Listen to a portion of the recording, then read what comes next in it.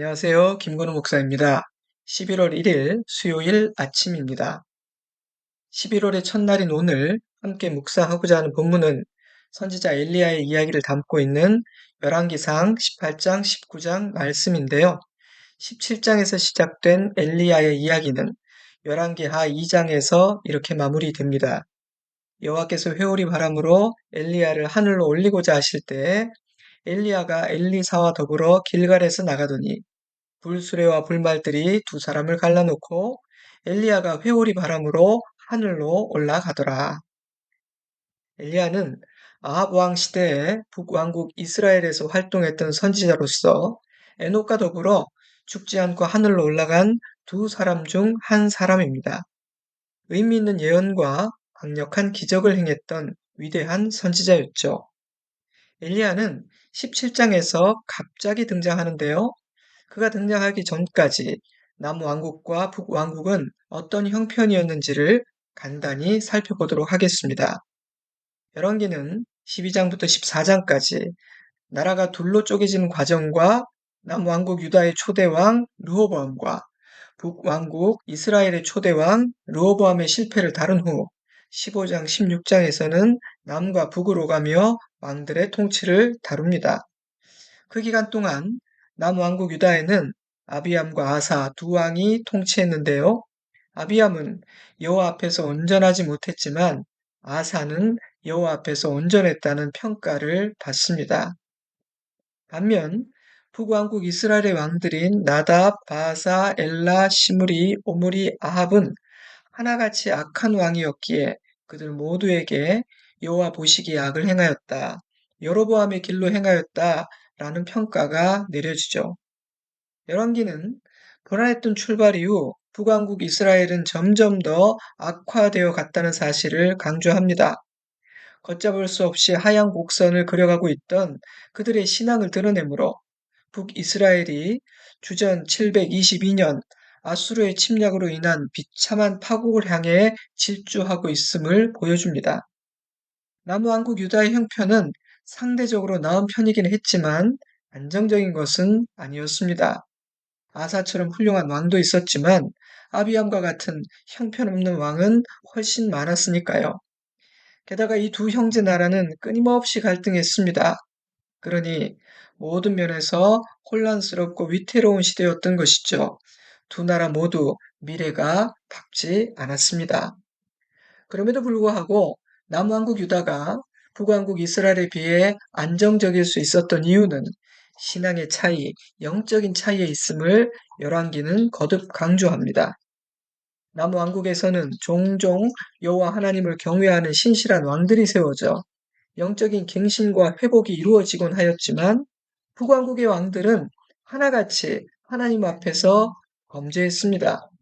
15장, 16장 이 두 챕터가 다루고 있는 짧은 역사에서 남유다는 한 왕조가 유지되고 있으며 단 두 명의 왕이 통치하고 있는 반면 북이스라엘은 벌써 네 번째 왕조가 등장했고 6명의 왕이 통치하는 큰 차이를 보이게 되는데요. 열왕기는 그 이유를 여호와를 경외하는 신앙의 유무에 있다는 사실을 분명히 하고 있습니다. 강력한 군대가 있느냐, 정치적 역량이 좋으냐, 경제력이 있느냐가 아닌 다윗처럼 여호와 하나님의 말씀을 따라 행하는 왕이 있느냐 없느냐가 나라의 운명을 결정하고 있다는 뜻입니다. 가슴에 새겨야 할 중요한 메시지라고 생각합니다. 우리 가정, 우리 교회, 우리 나라도 마찬가지이기 때문이죠. 우리의 현재와 미래를 결정하는 것은 여호와를 경외하는 신앙입니다. 때문에 하나님은 이 분열 왕국 시대에 많은 선지자들을 세우셨고 남왕국과 북왕국 모두에게 보내 하나님의 말씀을 전하게 하셨습니다. 오직 하나님의 말씀만이 그들을 살릴 수 있었으니까요. 때문에 어떤 학자는 이렇게 말했습니다. 열왕기는 이스라엘과 유다의 왕정 역사를 다루고 있는 책이다. 그러나 왕들을 역사의 주인공으로 부각시키지는 않는다. 왕들의 업적을 신앙적인 관점에서 평가하여 잘한 점은 칭찬하고 잘못한 일들은 비판하고 있는 선지자들이 열왕기의 참 주인공들이다. 오늘 함께 묵상하고자 하는 엘리야는 열왕기상 후반부에 주인공 중 한 사람입니다. 그런데 그가 사역했던 때가 아합이 통치하던 시대였다는 사실을 주목할 필요가 있습니다. 아합은 오므리의 아들이며 북왕국 이스라엘의 7대 왕입니다.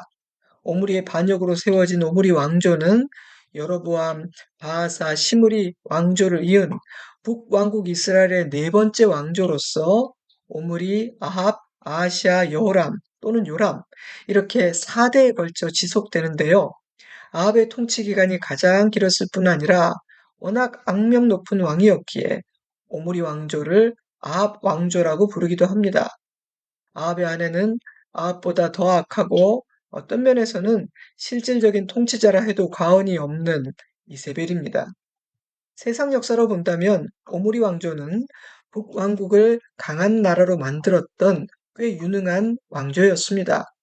하지만 열왕기의 평가는 다릅니다. 열왕기상 16장 30절 이하의 말씀입니다. 오므리 아들 아합이 이전의 모든 사람보다 여호와 보시기에 악을 더욱 행하여 여로보암의 죄를 따라 행하는 것을 오히려 가볍게 여기며 시돈 왕 엣바알의 딸 이세벨을 아내로 삼고 가서 바알을 섬겨 예배하고 바알을 위하여 제단을 쌓으며 또 아세라 상을 만들었으니 그는 그 이전에 이스라엘의 모든 왕보다 심히 이스라엘 하나님 여호와를 노하시게 하였더라. 그가 어떤 왕인지 아시겠죠? 하나님은 이런 시대에 엘리야를 세우신 겁니다. 비상한 시대에 비상한 종을 세우신 거라는 생각이 저는 들었습니다. 오늘 우리는 18장과 19장을 묵상할 텐데요. 엘리야 이야기 중 가장 유명하고 가장 인상적인 두 사건을 담고 있는 챕터입니다. 18장은 엘리야가 갈멜산에서 거둔 승리의 이야기입니다. 너무도 다이나믹한 이 이야기는 우리는 어떻게 이길 수 있는가라는 질문에 대답합니다. 반면 19장은 엘리야의 낙심과 탈진 이야기입니다. 이 이야기는 우리는 어떻게 회복될 수 있는가? 하나님은 낙심하고 지친 우리를 어떻게 회복시키는가? 라는 질문에 대답합니다. 엘리야의 이야기는 이렇게 시작돼요. 17장 1절입니다. 엘리야가 아합에게 말하되 내가 섬기는 이스라엘의 하나님 여호와께서 살아계심을 두고 맹세하노니 내 말이 없으면 수년 동안 비도 이슬도 있지 아니하리라 하니라. 엘리야를 통해 선포된 가뭄과 기근은 하나님을 죽은 신으로 취급하는 아합을 향한 하나님의 심판이었습니다.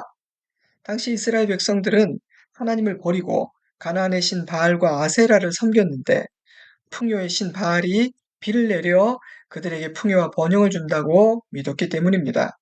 그러니 열심히 바알과 아세라를 섬겼음에도 불구하고 비가 오지 않는다면 바알과 아세라는 무능한 신임이 증명되는 것이겠죠. 근데 하나님께서 비를 주지 않겠다 선언하신 것입니다. 하나님은 아합 앞에 서서 하나님의 말씀을 선포한 엘리야를 그리 시냇가에 숨기시고 까마귀들을 보내 떡과 고기를 공급하셨습니다. 가뭄으로 인해 시냇물이 마르자 사르밧으로 가게 하시는데요. 그곳에서 한 과부를 만나 텅 빈 통에 가루가 떨어지지 않고 병에 기름이 마르지 않는 기적을 행하고 죽은 과부의 아들을 살리는 기적도 행하게 됩니다. 열왕기상 18장 1절 그리고 누가복음 4장 25절과 야고보서 5장 17절 말씀을 모두 참고해 볼 때 가뭄이 시작되고 약 3년여의 시간이 흐른 후에 엘리야는 아합을 찾아가 대결을 요청했던 것 같습니다. 그때 아합과 엘리야가 만날 수 있도록 돕는 오바댜라는 사람이 등장하는데요. 아합의 신하였지만 선지자 100명을 굴에 숨겨두고 떡과 물을 제공하며 보호했던 여호와를 경외하는 사람이었다는 정도만 말씀드리고 넘어가도록 하겠습니다. 엘리야를 만난 아합은 엘리야에게 너는 이스라엘을 괴롭게 하는 자라고 말했지만 엘리야는 이렇게 되받아쳤습니다. 18장 18절입니다. 내가 이스라엘을 괴롭게 한 것이 아니라 당신과 당신의 아버지의 집이 괴롭게 하였으니 이는 여호와의 명령을 버렸고 당신이 바알을 따랐음이라. 문제의 원인은 엘리야가 아니라 아합이라는 것이었습니다. 아합 앞에선 엘리야는 조금도 위축되지 않았을 뿐 아니라 당당하고 담대했습니다. 그는 아합에게 바알의 선지자 450명, 그리고 아세라의 선지자 400명, 그렇게 850명과 대결하겠다고 선포했고요.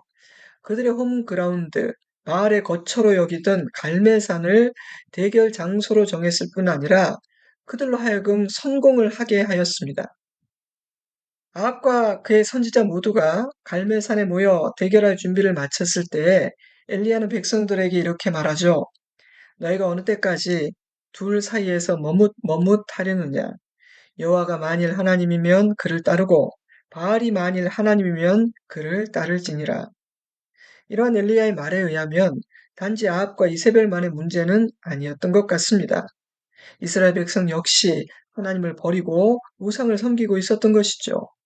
말씀드린 바와 같이 그러한 영적인 탈옥과는 달리 아합의 시대는 부강한 시대였습니다.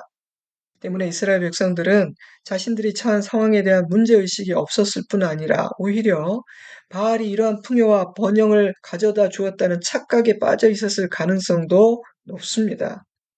마침내 대결이 시작됩니다.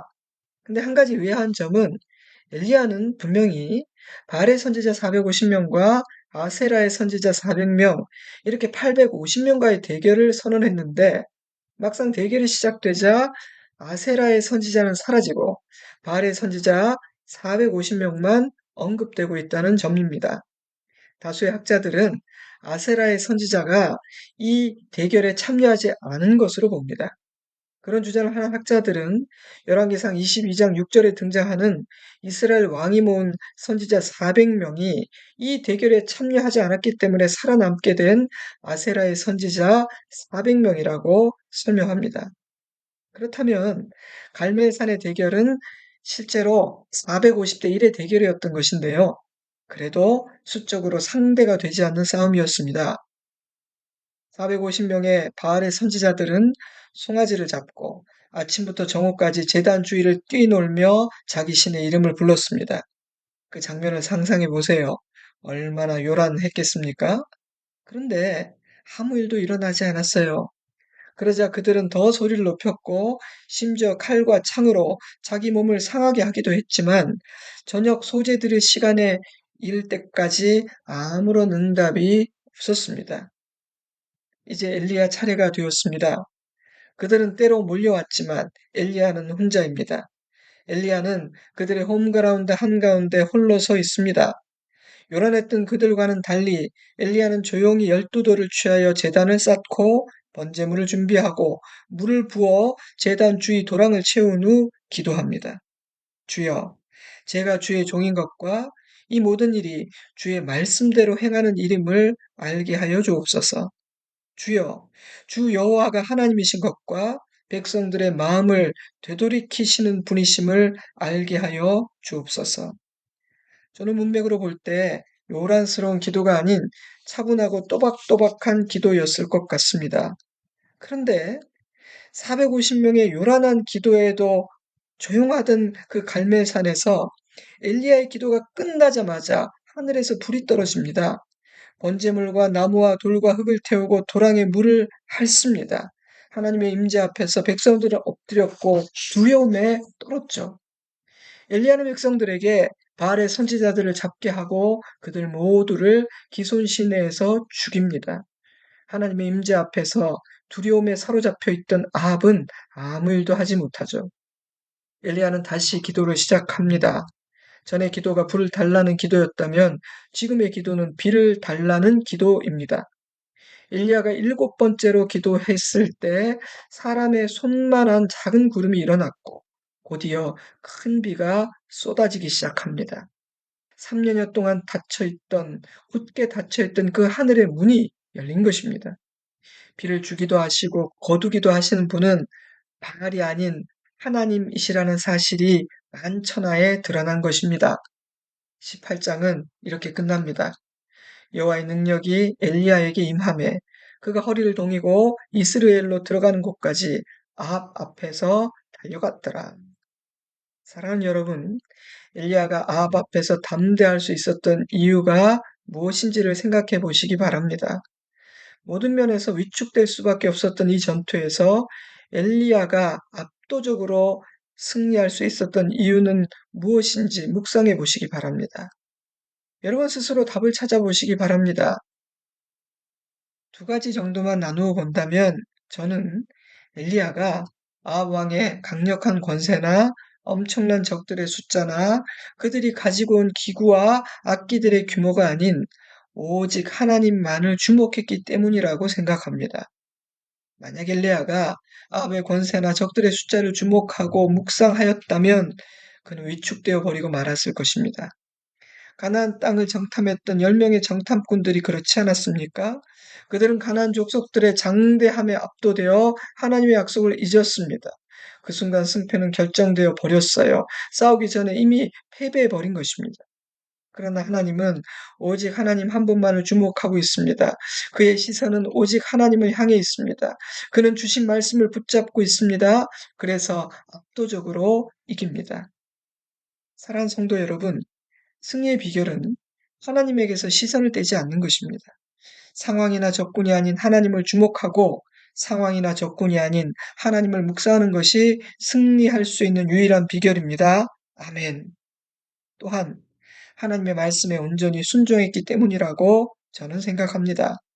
17장에서 처음으로 등장한 이후 이 갈멜산의 전투까지 엘리야는 오직 하나님의 말씀을 따르고 있습니다. 어디로 갈지, 무엇을 할지, 숨을 때인지 나설 때인지, 누구를 만날 것인지, 엘리야는 그 모든 것을 하나님의 말씀을 따라 순종하고 있습니다. 그래서 압도적으로 이길 수 있었던 것이라고 저는 확신합니다. 사랑하는 성도 여러분, 승리의 비결은 하나님의 말씀에 온전히 순종하는 것입니다. 온전한 순종은 압도적인 승리를 가져옵니다. 아멘. 이처럼 18장은 압도적인 승리의 이야기를 담고 있습니다. 그런데 19장으로 넘어가면 분위기가 완전히 달라집니다. 19장 1절입니다. 아합이 엘리야가 행한 모든 일과 그가 어떻게 모든 선지자를 칼로 죽였는지를 이세벨에게 말하니 이세벨이 사실 엘리야에게 보내어 이르되 내가 내일 이맘때에는 반드시 내 생명을 저 사람들 중 한 사람의 생명과 같게 하리라. 그렇게 하지 아니하면 신들이 내게 벌 위에 벌을 내림이 마땅하니라 한지라. 여러분 이세벨이 얼마나 악하고 센 사람인지 아시겠죠? 이세벨, 인생 여정에서 결코 만나지 말아야 할 사람입니다.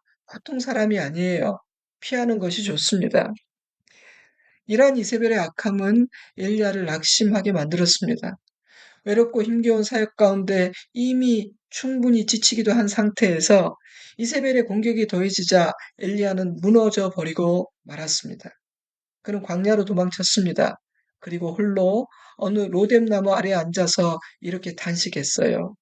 주여, 이만하면 충분한 것 같으니 이제는 제 생명을 거두어가 주십시오.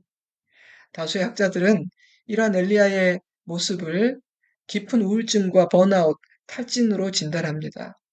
바로 앞장에 기록된 그 당당한 모습, 그 강력한 모습은 어디로 사라진 것일까요? 근데 주의 종, 사역자들에게는 이런 순간들이 있습니다. 모세가 그랬고 다윗도 그러했으며 바울 역시 그랬죠. 위대한 설교자 스펄전도 깊은 우울증에 시달렸다고 합니다. 우리가 아는 위대한 예술가와 철학가들 역시 우울증에 시달린 사람들이 적지 않아요. 주의 종들은 주님의 도구이며 주님의 능력을 담은 그릇일 뿐, 그 자신이 강한 자가 아니기 때문입니다. 그래서요, 담대히 말씀을 선포한 후에 우울에 빠지기도 하고, 열심을 다해 주의 일을 감당한 후 탈진하게 되기도 하며, 때로는 공허함과 자책감에 사로잡히기도 합니다. 물론 저도 그렇습니다. 종종 우울과 탈진에 빠지곤 하죠. 하나님의 사람들은 하나님 안에서 한없이 강하고 담대하지만 동시에 육신을 입은 연약한 존재이며 감동이 요동치기 쉬운 연약한 존재이기도 한 까닭입니다. 그것을 잘 아는 사단은 때로는 이세벨과 같은 악한 자들을 통해, 때로는 힘겨운 상황과 어두운 미래를 통해, 때로는 가장 약한 어떤 부분을 건드림으로 하나님의 사람들을 공격합니다. 그들을 무너지게 하고 감정적으로 낙심하게 만들므로 하나님의 일, 하나님의 나라를 방해하려는 것이죠. 엘리야는 그러한 사단의 공격에 지치고 낙심하여 쓰러져 있는 것입니다.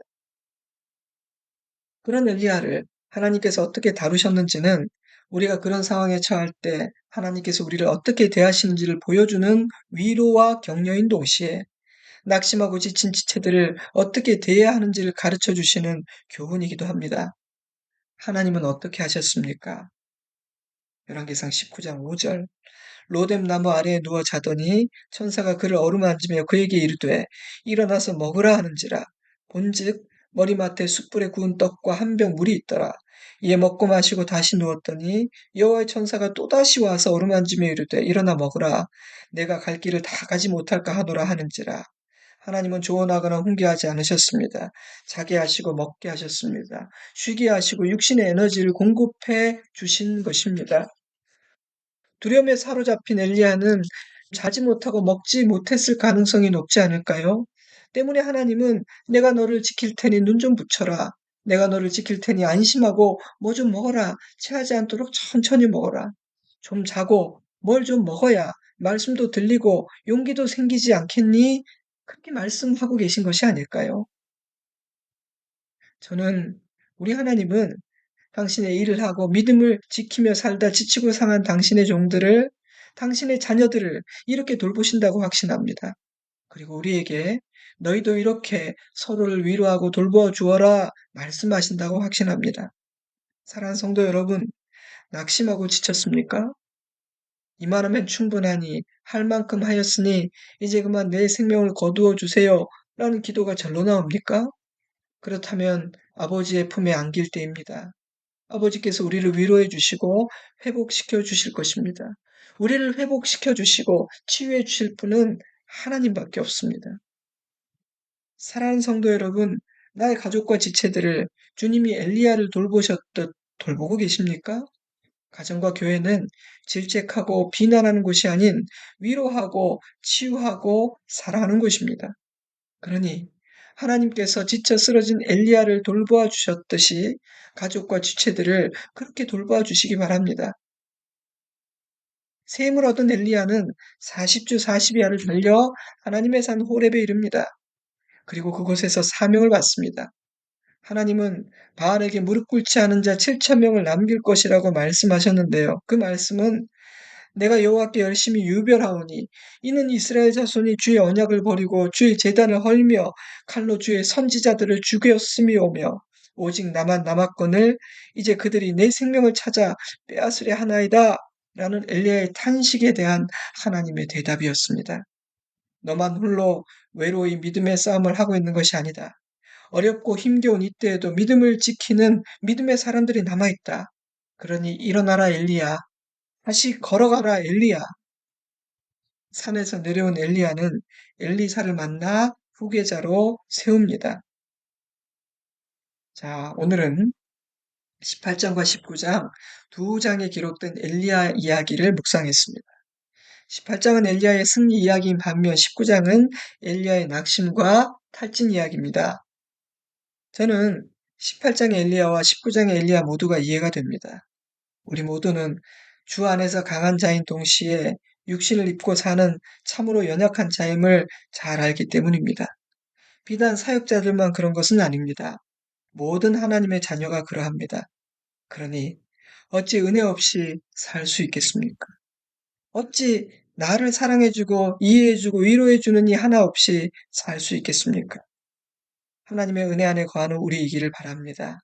아버지의 품을 떠나지 맙시다. 우리는 오직 하나님 안에서만 강할 수 있습니다.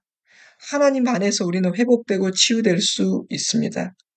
우리 역시 하나님이 우리를 위로하고 치유해 주셨듯이 누군가를 위로하고 치유하고 이해하고 격려하는 자가 될 수 있기를 바랍니다. 우리에게 주신 너무도 귀한 사명이요 특권이라고 저는 확신합니다. 이 마지막 때 더욱 필요한 사역이라고 저는 생각합니다. 이제 잠시 기도하는 시간을 갖도록 하겠습니다. 저는 주일에 뵙겠습니다.